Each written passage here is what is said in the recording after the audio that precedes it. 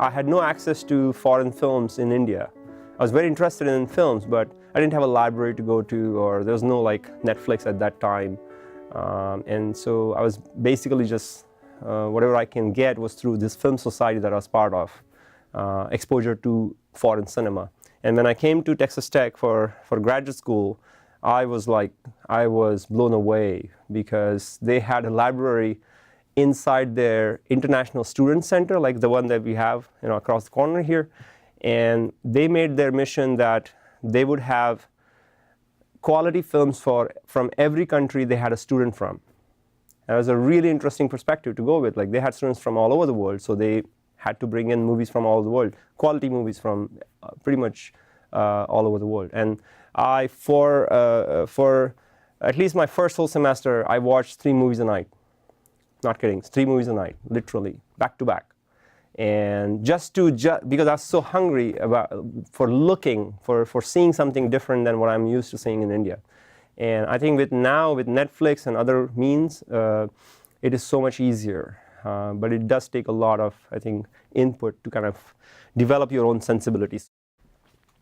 A lot of examples that I'm going to give today as good filmmaking and point out things that make them good come from these sort of landmark movies. Can you notice any, or can you recognize any of the movie looking at the still? Which one? Go ahead. Is that 12 Angry Men? 12 Angry Men, yes. Okay, that's a great film to think about how confined space can be explored. The whole story happens in one room, maybe 2 rooms. There's a bathroom sometimes, and then there's this big room, and then some shots outside, and then it ends outside. We'll talk about it a little bit in terms of storytelling, because the way that the story goes up and down, it starts with this major challenge that one person has to prove the other people wrong in a way, right? And create this sense of doubt among 11 other men thinking about their verdict. And it starts with this stormy weather, and there is rain, there is kind of much upheaval outside, and then there is this clean, nice, almost sunny environment when they come out. So they use weather as a way of telling the story, is building the tension and then releasing it as well. Besides what's happening in the dialogues, what's happening with people sweating, and inside that room they're fighting it out and so on. Any other film you can notice? I would highly recommend at least watching the top right. That is from Run Lola Run. It's a film about this 2 characters, and there is a woman that is trying to rescue her boyfriend, and it's a story that's time bound. So it happens within 20 minutes, but it happens 3 different times, because the outcome of the first time it happens, the woman disagrees with that outcome, and so it is played all over again. And it's a pretty interesting way of telling stories. Cinematographically, it's really interesting because it mixes a lot of different genres. It has live action, but it also mixes cartoons with it. It mixes stop action along with it. So there is not just one way of filming that they use. So that's a great film as example of how stories can be told without marrying to one medium. Like, I'm going to do animation, or I'm going to do live action, or I'm going to do just stop action animation. And then the bottom film is, that's landmark. That's Pulp Fiction. That's Pulp Fiction. And it is a tiny character, but he's done really a good job in doing that. And I think Pulp Fiction is another amazing film. Uses wide-angle lenses all the time, including in that shot, and creates this different sense of space quite a bit. And it's a very peculiar way of telling stories that Tarantino always kind of talks about, or kind of goes with, is this non-linear way of telling story, of telling like 5 different stories, and suddenly it kind of makes sense because there are things that overlap in multiple stories. The picture on the left is an amazing recent film by a Finnish director called Aki Kaurismäki, and it's a film called Le Havre. It's about a place in France, northwestern France, which is where mostly the illegal immigration happens into the UK. And it's a film, really delicately made film, about a boy's journey from Le Havre to the UK, an African boy's journey. So that's a DVD that's available in public library. I would recommend you check it out. Kaurismäki's sense of irony and sense of poetics and sense of colors and cinematography can be matched with like lots of American directors, who directed Royal Tenenbaums, or there's this contemporary kind of sensibility about kind of having pastel colors and symmetric designs. That's very much evident in a lot of these directors' film, and that this kind of matches that. The colors are really, really interesting, but the framing and the taking is also. With that said, let's move on with actual specifics. So, a couple of things that really matter, when you're thinking about creating a scene and then breaking it down basically into simple shots. Use of camera angle. Camera angle changes everything. It's the way you are choosing to look at the world. You want to think about camera angle as a choice and not as a default, not as a given. And so you can choose to look at the world as you see the world, or you can choose to look at the world like a dog would, or an ant would, or a bird would. You can choose to look at a world as a criminal. You can choose to look at the world as a saint, or as a sculpture, as an inanimate object. And each of those indicate a different point of view, i.e. camera angle. And there are certain established camera angles that create certain effects. Anybody, which film? City of God. Tremendous film based on real story. Brazilian story about creation of favelas in Rio de Janeiro. And it's based on real story, but it's fictionalized. And it's amazing character studies, amazing cinematography, amazing colors, really gritty, set in I think late 50s, early 60s, and uses this kind of low angle quite a bit, a lot of times. And it's clear low angles create monumentality.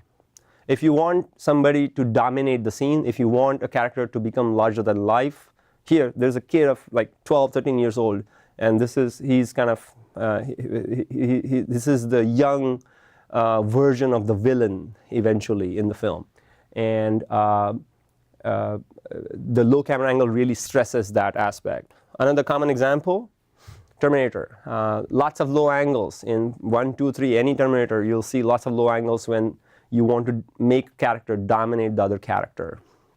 In this very scene, there are two angles that are frequently used. There's this angle. Then low camera angle suggesting something else.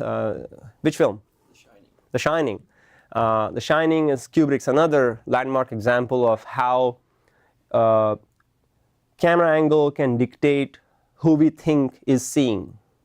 So not just POV shot as a definition, but the height of the camera. So here there is Danny, right? Going through the corridors of this haunted hotel, which his parents are taking care of over the winter in Colorado Mountains, and it's shot where the camera is actually set much lower. So the trolley or whatever device that's moving the camera as this boy is on a tricycle is much lower. So you see a perspective of going through the corridors, not like a person walking, but a child on a tricycle. And so that changes what we assume who is looking. And then it certainly kind of jars you with this scene, because before this before this shot, there is just camera moving through corridors at a much lower height, super wide angle lens. The wide angle lens also does a great job of distorting reality, especially when you are in confined spaces. Using wide angle in vast vistas, like on top of a Kwanzaa, may not make the impact that wide angle can if you are in this or confined room in a corridor and use wide angle lens. So a lot of horror films, wide angle is very commonly used in horror films because it distorts your sense of space and creates that eerie feeling that you're supposed to have in a horror film. So that's Kubrick, another director really preferring, besides Tarantino, very, very, very, very wide angle lenses. A lot of his films you see. If you haven't seen Shining, do watch it. If you don't like horror, watch Clockwork Orange, even more absurd film. Lots of use of very, very wide angle lenses. This is the still that they cut from this to the boy's perspective. Again, you can see drastically. These are children, maybe about that tall, but they look larger because of low camera angle. This is from the tricycle's kind of point of view. On the other side, this is the other part of that that fight between the Terminator and the hero, and you see the hero and these are dominators, so they are shot below eye level, and that puts them in the defensive position. So the high versus low camera angle are typically associated with what you want to make dominate the scene and who is the victim or who is supposed to be the subservient character. Another really interesting shot. This is the bird eye perspective. It's not really just the eye level difference. This is the bird eye perspective in which you get suddenly landscape becomes abstracted. Which movie? Fargo. Fargo, after the main character has a fight with his father-in-law, is frustrated because his deal, so as to say, of earning all these thousands of dollars, hundreds of thousands of dollars, is now out of his hands. And he goes back. There's a beautiful scene of him just walking back, defeated, to his car. And then there is an even better, very well acted out scene where he's trying to kind of just frustration kind of pours into he starts crying as he's trying to scrape away ice from his car. But this camera angle really, I think, tells you the simple movement of point A to point B, a man going across a snowscape to his car, quite differently than if the camera was in the snow on the ground. So eye level shot would completely change our idea about the shot, because it will suddenly put the car and the person in context to the surrounding. So what a bird's eye view does, it isolates a location and abstracts it. Doesn't show you the horizon line, doesn't give you context as in what's next door, like where does this end? Because they are actually on the top of this garage building. This is not ground, this is really at the top. This is the top floor of the garage. So this, again, in Manhattan there are very few skyscrapers, as you might have noticed. So it'll be difficult to get this. Generally my photo 1 students get this perspective only from this one building on 4th Street and Fort Riley, which is the parking garage where you can look down on Fort Riley like this. But whenever you can, from wherever you can, if you can be high up, you can abstract the shot quickly, because you can avoid the context and you can just focus on a particular action and present a very graphic representation of that action. Space is flattened up and things become shapes. And focus is really everywhere, right? Because if you are standing down, then maybe the light pole is in focus, the car will be out of focus, the character will be in focus, and things become spatial, right, in relationship with the camera. From bird's eye view, everything is at same distance. So everything is graphically abstracted and made important or noticeable. Another principle is, or something that plays a lot in making something that looks interesting on screen, is following simple compositional principles. So if you have learned design, if you have learned basics of art, foundation classes in art, if you have taken Photo 1 course, you understand certain ways that you can compose a frame that becomes automatically interesting to general people. So some of these principles of design, there is symmetric or asymmetric way of going about how to compose a frame. Composition in general, irrespective of medium, can be thought of as organization of parts. Okay, so photographic composition is organization of a rectangular space into parts, and how I organize them, it's composition. Composition is music, would be organizing parts of time, right? So it's ultimately about organization of parts of something that makes a whole. In film, things get complicated because it's not a static thing, just like in music. It changes over time, right? So when you start with a composition like a symmetric composition on the left, you have to consider how long that's going to last, whether it's going to change into an asymmetric composition or going to stay for the entirety of the scene or entirety of the shot. Asymmetric compositions are easy to mix with other asymmetric compositions, because asymmetric composition essentially means that the rectangle is not divided into mirrored parts, right, of any kind. And so asymmetric compositions have a lot more possibility to some extent. We in art especially stress on making asymmetric compositions. There is almost a stigma associated with symmetric compositions as far as photography is concerned. But as you can see, successfully, people can use symmetric compositions to create jarring images, memorable images. So there's plenty of examples of symmetric composition that are very, very, very effective. But asymmetric compositions typically become a lot more dynamic, and you see them much more often in any visual media. Distribution of emphasis. To understand distribution of emphasis, one has to first understand emphasis. That in any scene, in any shot, in any visual, there are going to be points of emphasis. And then there are going to be points that are not emphasized, that are supporting, right? And how you distribute your emphasis, whether there is only one emphasis, like the shot here, Kubrick shot on the left, there's only one point of emphasis. And it's done very easily, where there is yellow in the background, blue stands out because it's complementary color from the yellow. There is isolation, there is even texture, and then figures are in isolation in the center. Things stand out. Point is emphasized. One point is emphasized, right? Versus in a shot like this, there are multiple points of emphasis, and then it's a question of how do you distribute them so that the entire frame becomes interesting and important, right? So that they are not like swayed into one or the other. So what I've done is I've done a little bit of this graphic representation of emphasis here. So this is the shot. These are the points of emphasis. And the size of the circle is the degree of emphasis. No two things are emphasized as equal. But there is a gradual movement of eye that happens from largest circle to the smallest circle. And that's how emphasis is planned and distributed. And that's how you should look at your scenes. What is most important? What is next to it? What is next to it? If you have multiple points of emphasis, you can create much more sophisticated visuals. If you go with just single points of emphasis in every single shot, things start becoming pretty shallow. And it's difficult to retain attention of people. Here's another example. So this is how they fall in a rectangle. Yes? With the point of emphasis, like in that shot specifically, when someone decides to shoot something like that, the sandwich in the glass may not have a significant meaning in the video, in the shot, but like, so I guess what determines them being a point of emphasis? Right. So here, the thing is, anything on the table is creating an image about their daily lives, right? So they're not emphasized as in the story is not about the sandwich. The story is not about what he's drinking or eating.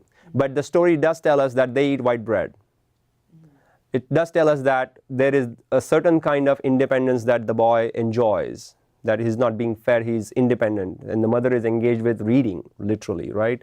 So there is certain kind of detachment. At the same time, there is it's creating meanings which are not said in the film, right?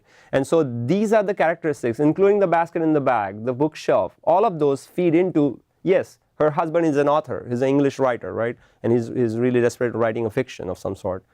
So all of these feed into what we imagine or what we believe they are, who they are, right? And so those points are really curated, including the tablecloth.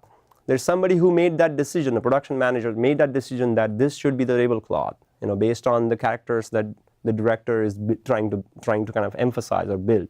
And so the more in depth you get about curating the atmospheres and creating these points of emphasis that carry individual meanings but also help shape the greater understanding about what's going on, I think the more layered your work becomes. So this is a typical triangular emphasis, for example. This is very common in art. To have emphasized points create a triangle. So here's how that triangle is working right now. And of course, the closest figure typically will be the most emphasized one, but more than the son, which is closer, the mother's and her expression become secondary because we hardly see the face of the kid. This is the doctor checking on Danny because he's having these funny kind of episodes where somebody else is talking inside his mouth. This is Shining. So that triangle is a classic way of distributing emphasis. This kind of tradition of triangular emphasis goes all the way back to history of painting, Renaissance, pre-Renaissance. There's very common kind of norms of this triangular distribution that's already art historically in practice. Here's another triangle. This is Fargo.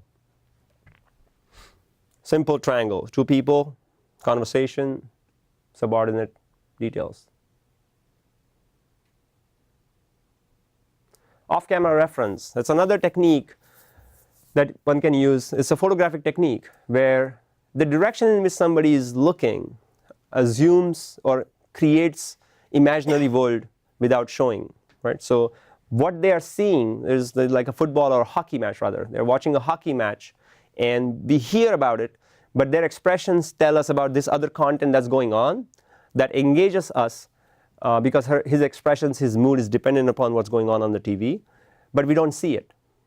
So what happens off camera still keeps on making some kind of contribution to the overall meaning of what is unfolding on film without showing it explicitly. Here's another, same movie, Fargo. So the meaning is not just within our imagination of this space is not limited to the view that the camera provides. We are imagining where the TV is. We are imagining how that would be architecturally possible. So we are imagining the entire space besides what the part of space that we get to see it. So this could be set up, for example, it's just a corner of a room with a window. This could be set up of any corner of a room with a window without the TV in there. But if the actors suggest external content and they act out that content, that carries the meaning forward. So there's some value in arranging compositions in which you hint or suggest or indicate off-camera meaning, off-camera content. Here's another, where an actor is actually, through the use of mirror, he's looking at something behind the camera, not into the camera. So we are aware of something happening behind the camera because we are sympathetic to the person. We are always sympathetic to people on camera. So we take their place and we imagine what he's seeing off the camera. Obscurity and confusion. This is an aesthetic choice that one can make in order to create something much more interesting than what it could appear. I would highly recommend watching this film. This is Karwai Wong's film called In the Mood for Love. It's a fantastically cinematographed, fantastically shot film. You can learn a lot about camera angles and especially the way he always uses something obscuring the view. So he always puts something in the way of the camera and the action. Either they be a mirror or some glass, some partition, some out of focus object, and he's always kind of filtering the scene through something before camera reads it.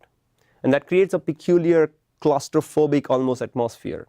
And it has to do with the culture that he's trying to represent after Second World War. I think they are in Japan.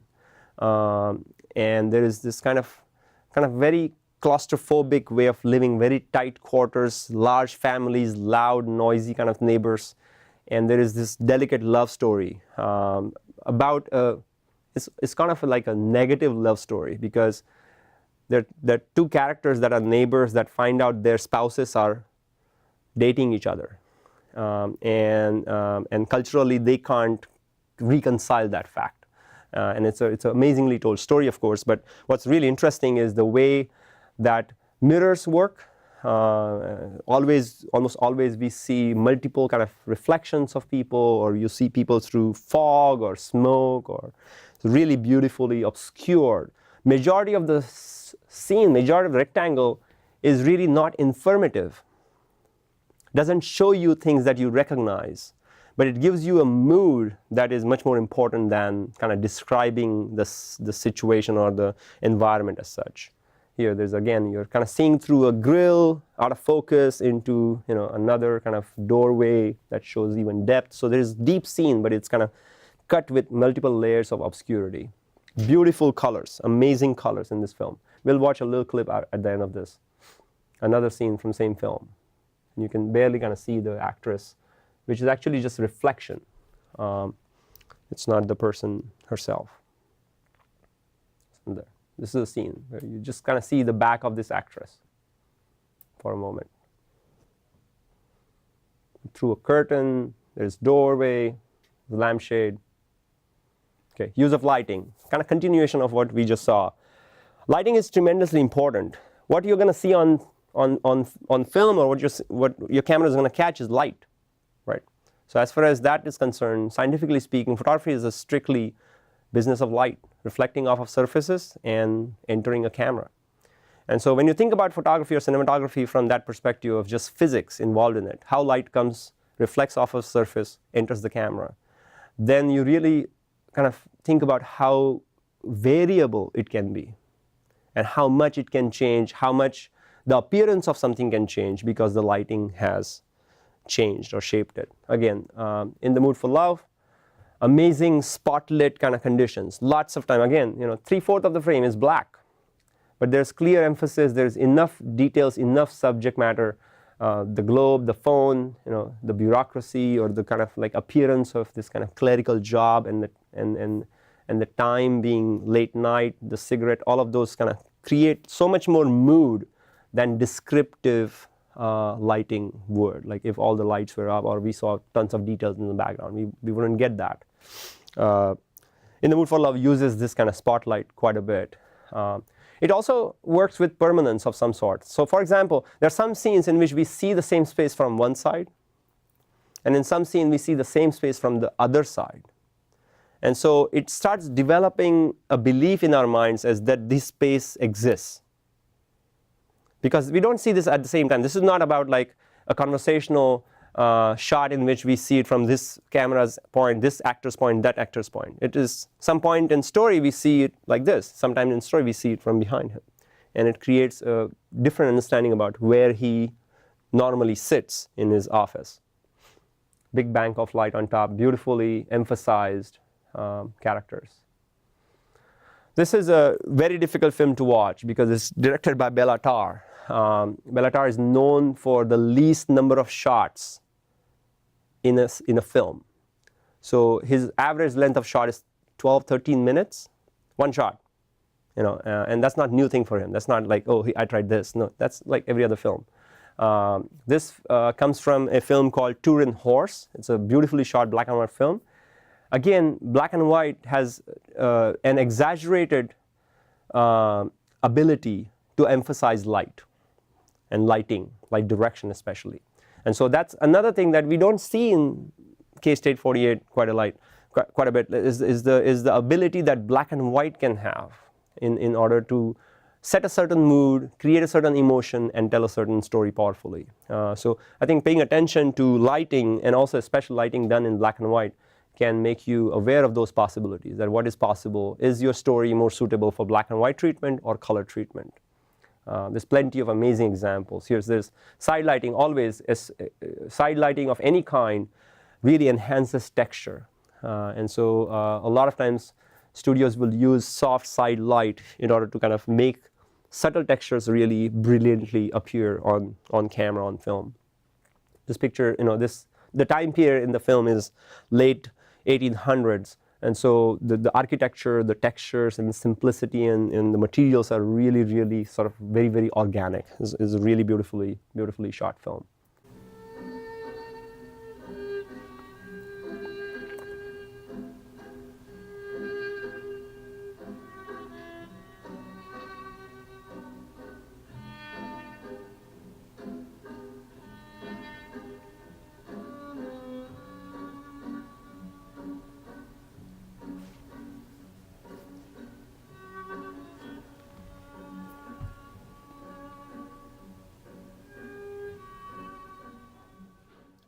If I freeze any frame in this movie, you will see a almost textbook use of rule of thirds as a compositional principle. And so rule of thirds goes like this. If you have a rectangle,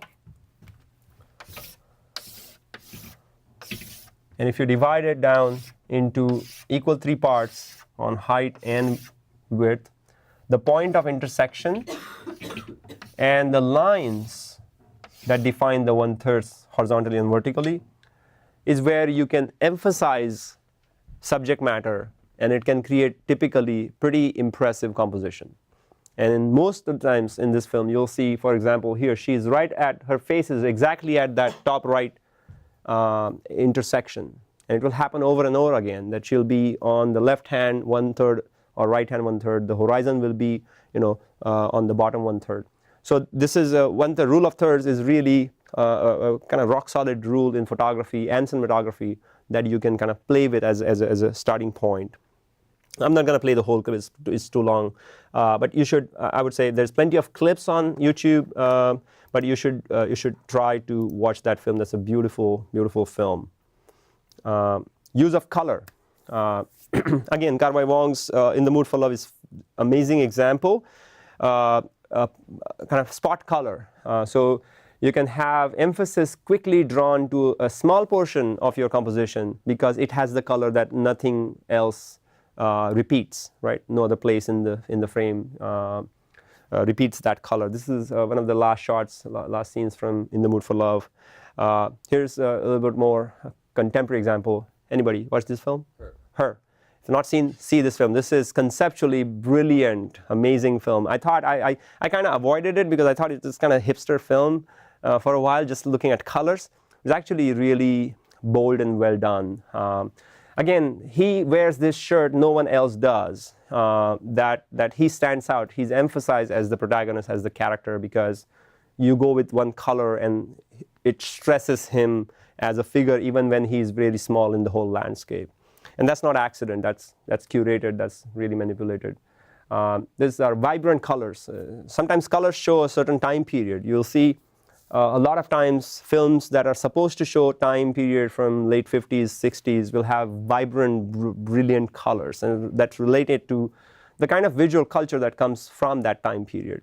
And so you can kind of, if you know that you want to suggest a certain time period, you can prepare and treat colors in a way that can reflect that, because colors have a huge power of representing emotion but also time periods. There's another scene from In the Mood for Love, very vibrant, complementary colors. There's cyan kind of cast color, and then there is a light, and then there's kind of a really warm of the reds and yellows. Anybody, which film? English Patient, award-winning, I think like Oscar award, maybe few Oscar award winning, amazing film. Again, end of Second World War, Egypt, dust everywhere. Again, it's very curated in terms of how the materials look, but also how the color looks. No blue skies, entire film, maybe almost entire film, because it has to suggest this kind of desert atmosphere. Colors are manipulated and shot in a certain way to represent that. Here's another shot from the same film, very warm, very yellow, very warm greens and yellows as color treatment goes, color grading goes. Here's another shot from the same film. Lots of dirt and dust, very neutral colors, and then suddenly kind of vibrant reds and yellows, and sometimes vibrant greens, not much blue and other hues. Again, it's not black and white, but it kind of makes you think about almost kind of black and white. Same film. So this is no accident that they're wearing white against this dark background.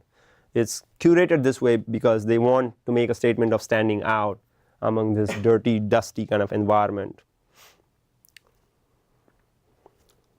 Matrix, heavy green color cast, not just choice of color grading, but also choice of interiors, choice of this kind of muted colors where the green really kind of shines through. Obvious relationship with early dot matrix screens where the letters would have been green, black background, and so there's this relationship with coding and kind of computer technology and so on, in a kind of crude and kind of heavy-handed way, in my opinion, but nevertheless makes a point, and then color really plays a role in making this kind of very eerie, very dark, kind of post-apocalyptic kind of technological environment that has been presented. This is amazing, very less, I guess, appreciated film called Melancholia. It's by one of my favorite directors, and it's about end of the world, where another planet comes and hits the Earth. And the way that the color is handled in that film is really amazing. It has this kind of otherworldly colors, especially as the planet comes near. There are two suns in the sky, and there is actually a shot in which there are two moons, or what look like two moons, and then the characters walking in a lawn cast like two shadows. It looks like a stadium lighting, but it's basically because the two planets that are so close to Earth, where Melancholia is the name of a planet that's about to hit Earth. And as the things come to an end, the lighting and colors become more and more out of worldly. He uses brilliantly slow motion in this film. If you can just Google Melancholia opening scene, you'll be blown away of just the power of simple. This is about the end of the film where the colors become like this, but the slow motion, the way he has used it, maybe it is this, is brilliant. Is it Melancholia? No, this is Amelie. Oh, okay. Here's another color example, Amelie. Anybody seen Amelie picture? It's a French film, kind of poppy and much more contemporary than traditional French films. Heavy, heavy yellow, red, orange casting on this. And it's supposed to suggest not just time period, it's just supposed to suggest this kind of bubbly, happy, and shy at the same time character of this woman. And so there's a lot you can kind of learn from the color grading that is in Amelie. Let's not watch this shot. Let's watch another shot. I can mention this one here. So in this movie, one of the character building elements of the movie is that this woman, the protagonist girl, finds a box, which is a childhood treasure box left by some tenant many years ago in an apartment. Then she gets on this pursuit of finding that person, and then she ends up giving that box to him without his notice. So she kind of like makes sure that he finds it. And then there is this whole amazing acting, of course, where the person, after many years, now a grown man, finds this box and she's hiding. That's the character. She wants to do good without being recognized for it. And he kind of realizes his treasure from years ago. And it cuts to black and white. And so this is a very common, this is a very established notion of black and white being past. So you can go between color and black and white in order to make references to current or past time periods, and that's very commonly done all the time. Okay, moving on. Use of movement.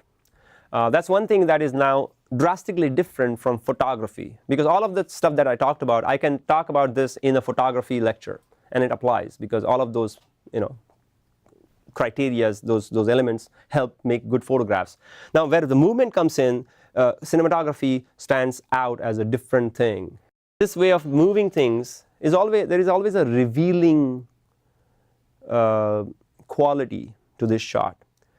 It kind of goes from a person to an object to another person. It doesn't show us everything at once. It starts describing things and it starts revealing things. I'm going to show you this. I'm going to show you that. I'm going to show you that. And there is some logical relationship in that choreography. Why should I show this person first? Why should I show the meat and the child next? There's some logic in that. There's another shot right after this. Here, we see a painter. We don't know what he's painting. And then the camera slowly kind of moves, almost kind of gliding over, and then we see what he's doing. Right? So all of these things reveal things in time. Right? Here he comes, interception. There is a line of action. There is another line of action. They meet at the bottom third.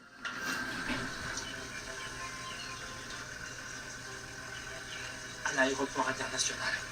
Nous sommes le 28 septembre 1997, il est exactement. There's interesting movement, just symmetrically composed. And then let's talk about, so all of this happens pretty smoothly. This happens very smoothly, another character description. And then you get into suddenly a change of pace. It's going to happen right after this shot. There.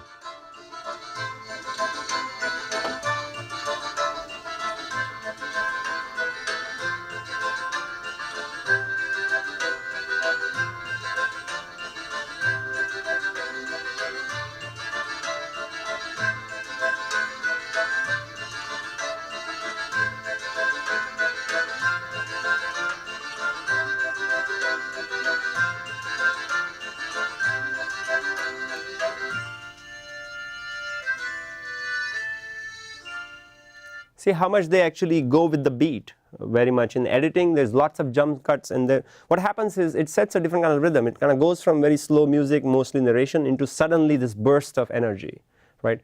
And it is helped by stop action, a little bit of kind of cut framing, so that you get this kind of jerky effect deliberately, because you want to kind of almost like increase the heart rate of people watching this. So this kind of change of pace really helps.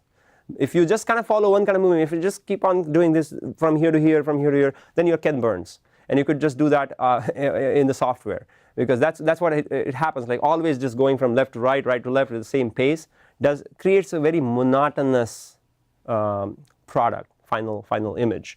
And so changing pace really helps. Yeah. This is a traditional filmmaker that I would recommend somebody who's really into this, watching quite a bit of Tarkovsky. Tarkovsky is one of my favorite Russian filmmakers, and many of his films are legendary in terms of understanding of world cinema. This one particular scene is from The Mirror, and what this kind of scene tells you is how less information you need to really reveal. But through camera movement and just highlights, just kind of emphasize points, mostly otherwise darkness, that you can still tell amazing amount of emotion, convey amazing emotion, and tell a really interesting kind of story. So this is about his childhood dream.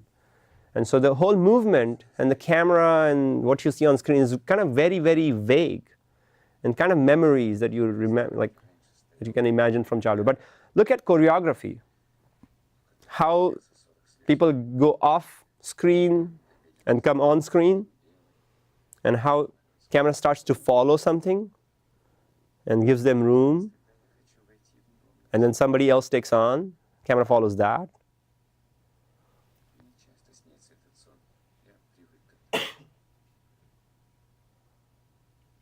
This is that off-camera content again.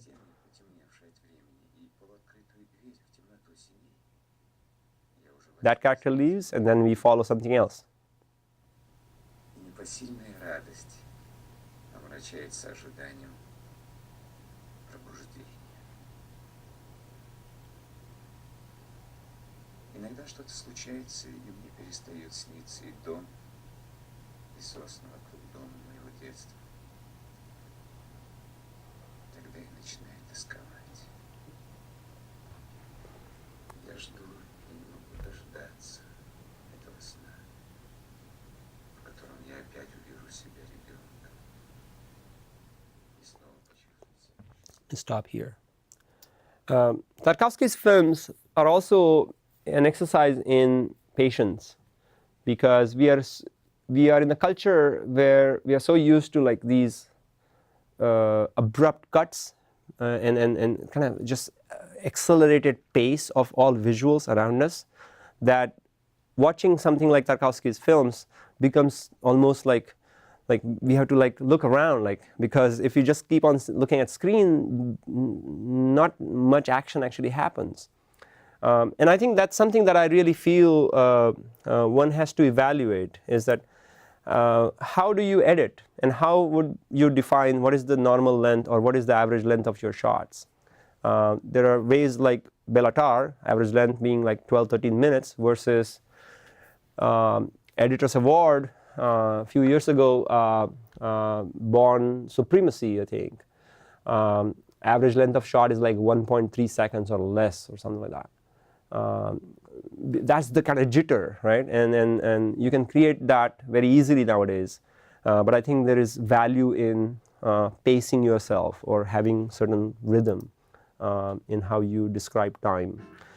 As far as movement is concerned, Kurosawa is like a big milestone that everybody needs to definitely be aware of and investigate. There's plenty of clips of Akira Kurosawa's work. This one especially is about composing movement. It talks about how he uses the three kinds of shots, the long shot, the medium shot, and the close-up intermittently, how he uses weather to create movement, how he mixes stillness and the background being moving and kind of creates additional interest. So I would watch Akira Kurosawa's clips, especially if you just, again, YouTube, if you search Kurosawa filmmaking or Kurosawa movement, there's plenty of content. I'm not going to play this clip, but I think there's some really interesting things that you can learn from this very classical director, but tremendous power of the visual that you can learn from his films. If you are interested in kind of learning on your own, which is I'm a big fan of, I think colleges, are moving in general in today's date in the direction of discussing content and meaning and ideas rather than technique. Because technique, typically, you can kind of teach yourself, especially in the presence of internet. And so I think there is amazing resource that are available through YouTube, Vimeo, and so on. And to make things simpler, I have created, because I teach a video class every spring. I'm teaching a video class right now. And for the class, I created a playlist. It's called KSU ART 621. And it's a playlist that I keep on adding stuff that relates to cinematography, video art, experimental video, and in general using moving imagery in all its different possibilities. Cinematography is just one small corner. There is tremendous amount of variety of kind of work that people do using moving images and recorded reality. And so this is a good playlist. It has like over 100 videos right now. This is the last video I added, which was amazing video of this film cinematographer talking about different points of sort of, just guidance that I thought was very relevant. I've also added a variety of short films in this. There's one director I can recommend is Lynn Ramsay. Is a British director, one of my favorite British directors. And she makes amazing short films. There's the short film down there is called Small Deaths. It's a 11-minute film which has 3 chapters, kind of like Tarantino's 3 chapters in a movie. But the kind of symbolic value that she can bring to the imagery is really brilliant. It's amazing.